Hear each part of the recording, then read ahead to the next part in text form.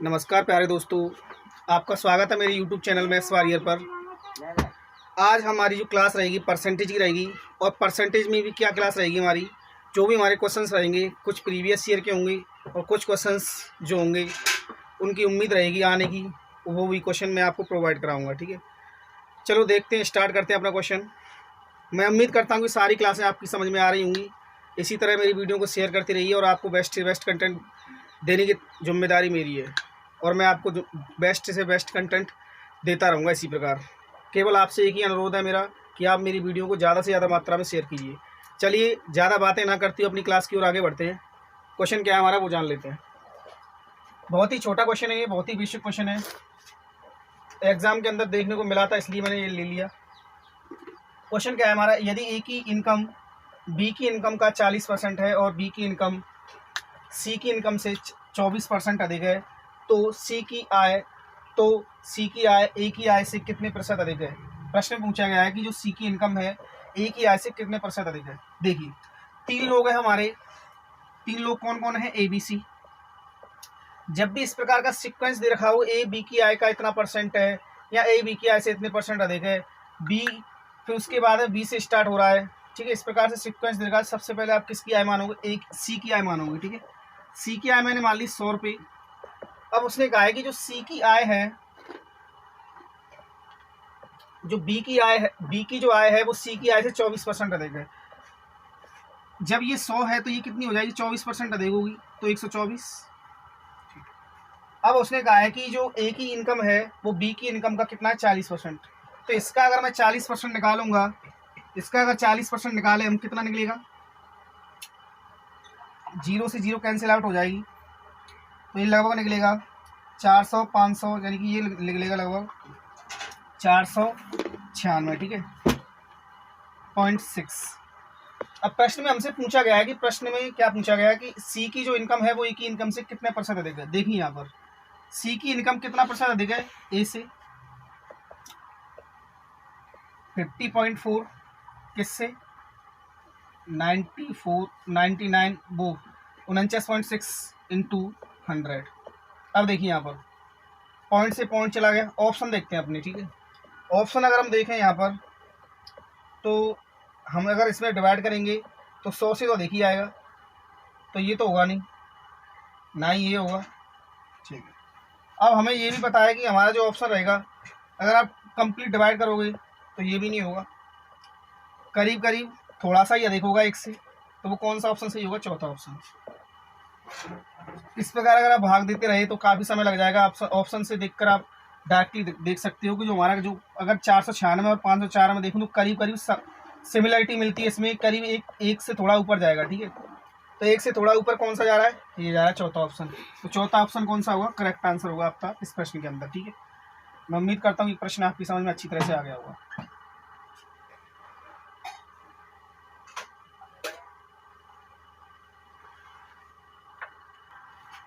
चलिए एक और क्वेश्चन रहा आपकी स्क्रीन पर, बहुत ही बेहतरीन क्वेश्चन है ये आपके एग्जाम के पॉइंट ऑफ व्यू से। इस प्रकार का क्वेश्चन आपके एग्जाम के अंदर मोस्टली देखने को मिल जाता है। 90% चांस रहते हैं इस प्रकार के प्रश्न के आने के, और अक्सर प्रकार के प्रश्न बहुत सारे एग्जामों में देखने को मिल ही जाता है। तो क्वेश्चन क्या है हमारा कि सरकार ने चीनी के मूल्य को 15% घटा दिया, इसके कारण एक ग्राहक 1258 रुपये में 7.4 kg चीनी अधिक खरीद सकता है, तो प्रति किलोग्राम चीनी का प्रारंभिक मूल्य ज्ञात कीजिए। ठीक है, अब देखिए इस क्वेश्चन में जो है आपसे 2 मूल्य पूछ सकता है, प्रारंभिक मूल्य पूछ सकता है या आपसे पूछ सकता है वर्तमान मूल्य ज्ञात कीजिए। ठीक है, लेकिन प्रश्न में क्या पूछा गया हमसे, प्रारंभिक मूल्य। अब देखिए करते कैसे हैं। उसने कहा है कि 1258 रुपये में 7.4 किलोग्राम चीनी अधिक खरीद सकता है, तो 7.4 किलोग्राम चीनी उसने खरीदी अधिक, कितने रुपए में, 1258 में। लेकिन ये कब हुआ ऐसा पॉसिबल, जब हमारी चीनी की मूल्य में जो गिरावट है वो कितनी परसेंट की हुई, 15% की। तो 15% का मतलब कितना होता है, 3/20। You know very well. देखिए यहाँ पर पॉइंट से मैं इसको उठाऊँ तो यहाँ पर 0 हो जाएगी। ठीक है, 0 से 0 कट जाएगा, और ये 2 से 37 बार, और ये 2 से 629 बार। इसे अगर हम काटें तो 37 से कम 37 आ, 25 बचे, और 37 सत्ते होते कितने, 259। यहाँ पर अगर हम देखें तो एक केजी की जो कीमत आ रही है वो कितनी आ रही है, 17 × 51 अब प्रश्न में हमसे क्या पूछा गया, कि प्रश्न में पूछा गया कि चीनी का प्रारंभिक मूल्य ज्ञात कीजिए। हमें पता है कि जो चीनी की रेट है वो कितनी है, 15% गिरावट होगी। तो 15% का मतलब कितना होगा, 3/20, यानी कि ये क्या हमारी इनिशियल, इसमें 3 की गिरावट होगी तो कितना बचा, 17/20। तो 17 की वैल्यू कितनी रखी, 51/2, 51/2। तो यहाँ से 1 की वैल्यू कितनी हो जाएगी, 3/2। हमसे पूछा क्या है, प्रारंभिक मूल्य। तो प्रारंभिक मूल्य क्या हमारा 20, तो 20 की वैल्यू कितनी हो जाएगी, यहाँ से 20 का मल्टीप्लाई हो जाएगा 3/2 में, तो कितना हो जाएगा, 30 रुपये। ठीक है, प्रारंभिक मूल्य कितना हो जाएगा, 30 रुपये। मैं उम्मीद करता हूँ ये प्रश्न आपकी समझ में अच्छी तरह से आ गया होगा। इस प्रकार के क्वेश्चन आपकी बुक्स के अंदर बहुत सारे दे रखे हैं और उनका सॉल्यूशन भी आपके पास दे रखा है, कर लेना। ठीक है, इसका एक फॉर्मूला भी होता है, x% × रुपीज़ kg × 100। इस प्रकार से आप कर सकते हो, या इससे निकलता है वर्तमान मूल्य। अगर आपसे प्रारंभिक मूल्य पूछा है तो इसके लिए क्या करना पड़ेगा आपको, kg × 100 अपॉन, इस प्रकार से वही फॉर्मूला होता है। कब केवल करना क्या है आपको, 100 में से घटाना है बस। ठीक है, 15% की कमी होती है, कल 85 हो जाएगा नीचे। ठीक है, फॉर्मूले का यूज़ नहीं करना है, कभी कभी कैलकुलेटर बन जाता है डाटा। ठीक है, तो फॉर्मूले से थोड़ा टाइम लग सकता है। देखिए, जो बच्चा फॉर्मूले से करना चाहता है फॉर्मूले से कर सकता है। फॉर्मूले लिखा देता हूँ। अगर आपसे पूछी गई है न्यू रेट, न्यू रेट का मतलब होता है एक तरीके से नया मूल्य। ठीक है, किसी वस्तु का अगर नया मूल्य पूछा गया तो आपको करना क्या है, जो भी परसेंटेज रखी है x% इनटू रुपीज़, जो भी रेट दे रखी है, यहाँ पर लिखने में क्वांटिटी केजी में दे रखी है तो केजी, जो भी यूनिट दे रखी है, ठीक है, into 100, x% into rupees kg into 100। इस प्रकार कर सकते हैं। अगर आपसे ओल्ड रेट पूछी गई है, ओल्ड रेट के लिए करना क्या है, ऊपर का सब सेम रहेगा, x% into rupees kg into, यहाँ पर क्या करना है आपको, कमी हो रही है तो 100 में से घटाना है, अगर वृद्धि हो रही है तो 100 में जोड़ना है। ठीक है, जो भी कमी हो रही है x की, जो भी y की, या कुछ भी कमी हो रही है, इस प्रकार आप इस फॉर्मूले, इन दोनों फॉर्मूलों का यूज़ कर सकते हो जिस प्रकार आपसे प्रश्न के अंदर पूछा गया कोई भी डाटा। ठीक है, चलिए एक और बेसिक क्वेश्चन देख लेते हैं परसेंटेज का। ये जो क्वेश्चन लिखा है मैंने आपके लिए, ये आपके लिए एग्जाम में देखने को मिल सकता है। क्वेश्चन बहुत अच्छा है। देखिए क्वेश्चन क्या है कि किसी क्लास में कुछ लड़के तथा कुछ लड़कियां हैं, ये तो होते ही हैं भाई, और क्या होंगे। यदि 50% लड़के जो हैं लड़कियां हो जाएं, तो लड़कियों की संख्या जो है लड़कों की संख्या से 50% अधिक हो जाएगी। तो इस क्लास में जो है लड़कियों की संख्या का प्रतिशत ज्ञात करना है। ठीक है, देखिए क्वेश्चन थोड़ा देखने में आपको कॉमेडी टाइप का लग रहा होगा, लेकिन एक्चुअल क्वेश्चन है जो कि मैंने आपके सामने लिखा है। ठीक है, देखिए 2 लोग हैं हमारे, बॉयज़ और गर्ल्स। ठीक है, मान लीजिए मैंने जो लड़के अपने आप में मैंने 100 मान ली। ठीक है, लड़के 100 है हमारे पास। ठीक है, उसने कहा है कि 50% जो लड़के हैं लड़कियां हो जाएं। यहाँ से अगर मैंने 50% लड़कियों की वो ट्रांसफ़र कर दिए तो यहाँ पर अब लड़के कितने बचे, 50। ठीक है, अब देखिए 100 मान ली टोटल लड़की, उसने कहा कि 50% जो लड़की हैं वो लड़कियां हो जाएं। 50 जब लड़कियां होगी तो 50 बची कितनी लड़की, 50 बची। ठीक, लेकिन लड़कियों में लड़कियां जो है उनमें तो कोई इंटरचेंज नहीं कर रहा। लड़कियां जितनी पहले हैं उतनी पहली थी, यानी जो इनिशियल है उनमें कोई परिवर्तन नहीं कर रहा है लड़कियों की संख्या में। ठीक है, अब उसने अगली लाइन में कहा है तो लड़कियों की संख्या लड़कों की संख्या से 50% अधिक है। तो लड़कों की संख्या कितनी है, 50। तो 50 का अगर 50% निकाला जाए कितना आएगा, 25। ठीक है, अब यहाँ पर अगर हम देखें तो लड़कियों की संख्या कितनी होगी, 25 इनिशियल फॉर्म में।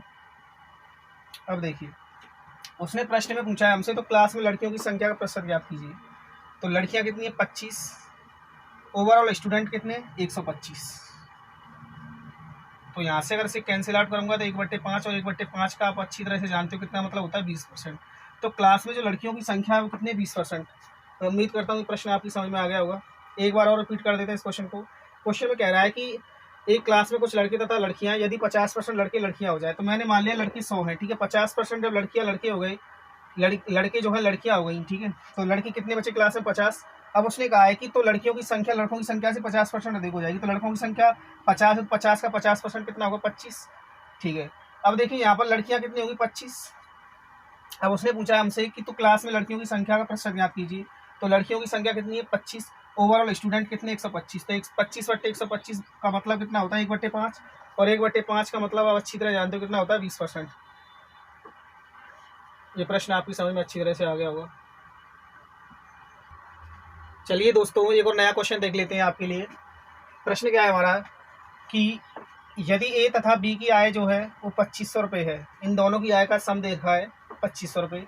यदि ए अपनी आय का 90% और बी जो है अपनी आय का 80% खर्च करता है, तो इनकी जो सेविंग है, जो बचत है, उनका अनुपात दे रखा है 3:4 दे रखा है। ठीक है, हो जाता है। तो ए की आय ज्ञात करनी है। ठीक है, अब देखिए हमारी 3 चीज़ें होती हैं इनकम। कौन कौन सी 3 चीज़ें होती हैं? इनकम, खर्च और सेविंग। ठीक है, अगर इनकम देखी जाए तो क्या होती है? एक्सपेंडिचर प्लस सेविंग होती है। और जो भी हमारा खर्च और सेविंग होती है वो किस पर होती है? इनकम पर होती है। कहने का मेरा मतलब ये है कि अगर आप जो भी कमाते हो उसमें से जितना खर्च कर दिया उसके बाद में क्या बचती? सेविंग। और अगर आप इनकम में से सेविंग को हटा दिया जाए, या इनकम में से आप कहें, आपसे मान लीजिए आप 500 रुपये कमाते हैं पर मंथ और आप 200 रुपये बचाते हैं, तो आप इससे क्या मतलब निकलता है? खर्च कितना निकलता है इससे? 300 रुपये। तो इन तीनों का जो आपस में संबंध होता है वो आप अच्छी तरह समझ गए। क्या होता है? इनकम जो होती है वो क्या होती है? Expenditure plus saving. ठीक है, लेकिन इस लाइन का हमें यहाँ पर यूज़ नहीं करना है। करना क्या है वो देखिए। मैंने आपके लिए एक चीज़ बताई थी। क्या बताया था? कि जो हमारी परसेंटेज होती है वो किस पर डिपेंड करती है? रेशियो पर डिपेंड करती है, नंबर पर डिपेंड नहीं करती। ठीक है, अब उसी लाइन का यहाँ पर यूज़ करेंगे। देखिए कैसे। ए जो है अपनी इनकम का 90% खर्च करता है। मैंने ए की इनकम ए मान ली, ठीक है, और बी की इनकम कितनी मान ली? बी मान ली। हालांकि इसका अगर बेसिक सॉल्यूशन देखें हम तो कम से कम 1.5 मिनट तो खा ही जाएगा बेसिक सॉल्यूशन। बेसिक सॉल्यूशन हमें नहीं देखना है। ठीक है, ए की इनकम मैंने ए मान ली और बी की इनकम बी मान ली। उसने 90% खर्च किया तो बचाया कितना होगा? 10%। देखिए ए की इनकम मैंने ए मान ली और बी की इनकम बी मान ली। ए ने 90% खर्च किया तो 10% बचाया होगा। इसी प्रकार बी ने 80% खर्च किया तो कितना बचाया होगा? 20% बचाया होगा। अब देखिए इनका खर्च हो गया, ठीक है, बचत होगी, लेकिन प्रश्न में बचत कितनी देखिए? 3:4। देखिए यहाँ से 4 से काटूँ 5 बार तो ये कितना हो जाएगा हमारा? और 5 से कट गया 2 बार, और ए अनुपात बी जो आ रहा है हमारा कितना आ रहा है? 3:2। अगर यहाँ से हम देखें इस लाइन का मतलब क्या कितना निकल के आता है? 3/2 से क्या तात्पर्य है कि ए और बी की इनकम जो है इनका सम कितना है? 5। प्रश्न में दे रखा है 2500, तो 5 की वैल्यू 2500, तो 1 की वैल्यू 500। प्रश्न में पूछा गया कि ए की इनकम क्या है, तो एक की वैल्यू 500, 3 की वैल्यू कितनी हो जाएगी? 1500। अगर प्रश्न में पूछा जाता है बी की इनकम कितनी है, तो बी की इनकम कितनी हो जाती है? 1000 रुपये। मैं उम्मीद करता हूँ कि प्रश्न आपकी समझ में अच्छी तरह आ गया होगा।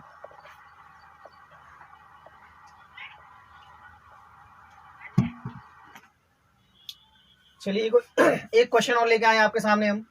क्वेश्चन क्या है हमारा कि यदि किसी व्यक्ति की जो आय है वो 4800 रुपये बढ़ जाती है, जबकि जो इनकम टैक्स है, आयकर की जो दर है वो 12% से 10% हो जाती है, इसके द्वारा जो है दिया गया कर दोनों स्थितियों में समान रहता है, तो इसकी वर्तमान इनकम याद करनी है। बहुत ही बेसिक क्वेश्चन है ये। देखिए करते कैसे हैं। मैंने हमारा जो व्यक्ति है हमारा, उस व्यक्ति की आय मान ली प्रारंभिक स्थिति में ए, ठीक। अब उसकी इनकम बढ़ गई, तो इनकम बढ़ने के बाद में मैंने उसकी इनकम मान ली बी, ठीक। अब देखिए क्या क्या रहा है वो। पहले जो आयकर की दर थी कितनी थी? 12%। अब कितनी होगी? 10%। पहले कितनी थी? 12%। अब कितनी होगी? 10%। यहां से अगर मैं रेशियो निकालू तो रेशियो कितना निकल के आता है? 6 और 5 का। देखो 12% से 10% हो जाती है। इस लाइन का मतलब समझिए। पहले कितनी होगी हमारी? 12%। अब कितनी होगी? 10%। मैंने शुरुआत की इनकम मान ली ए और बढ़ने के बाद में मान ली बी। अब देखिए यहां पर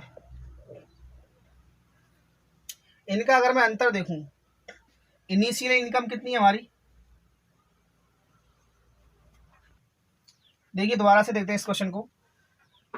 मैंने जो व्यक्ति की इनिशियल इनकम है वो मान ली मैंने ए, ठीक है, और हमें पता है जो हमारा टैक्स लगता है किस पर लगता है? इनकम पर। तो हमारा जो प्रारंभिक टैक्स है वो कितना है? 12%, ठीक। अब मैंने जो है बदलने यानी बढ़ने के बाद में इनकम मान ली बी, जो इनकम उसकी प्रारंभिक रही होगी उसके बाद में 4800 बढ़ी है, बढ़ने के बाद में मैंने इनकम मान ली 20, तो टैक्स कितना हो गया 10%। अब देखिए यहाँ पर, और उसने कहा है कि इनके द्वारा जो लिया गया कर है वो दोनों स्थितियों में क्या समान है, तो समान कर देंगे। इस प्रकार इन दोनों का मैं रेशियो देखूं तो रेशियो कितना निकल के आएगा, यहाँ से 5/6 निकल के आएगा। ठीक, अब इस लाइन से क्या तात्पर्य निकलता है, इस लाइन का मतलब ये है कि हमारी जो प्रारंभिक इनकम थी 5 थी, अब कितनी होगी 6, तो इनकम में कितने की वृद्धि हुई, 1 की।